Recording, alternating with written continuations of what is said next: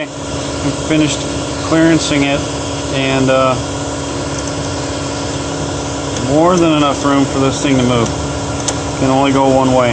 So again, driver's side, as it starts to go down, this piece drops, which pushes the front up, pushes the back down, squares up the window, allows it to come down. Again, don't get this one too tight like I did, otherwise it's not going to roll. And this is a 55 regulator, so apparently this stopper is what they had in 55. So either bend that over and get rid of it if your truck still has those, or, and I'll do this again in case it didn't come through. The 59 regulators are clean. There are no stops on them. They're just flat all the way through.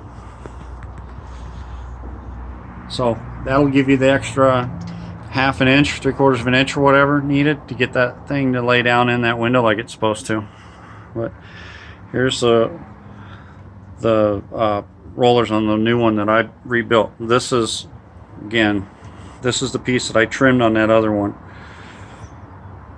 Okay, good luck. I'll send you this one and we'll try it again.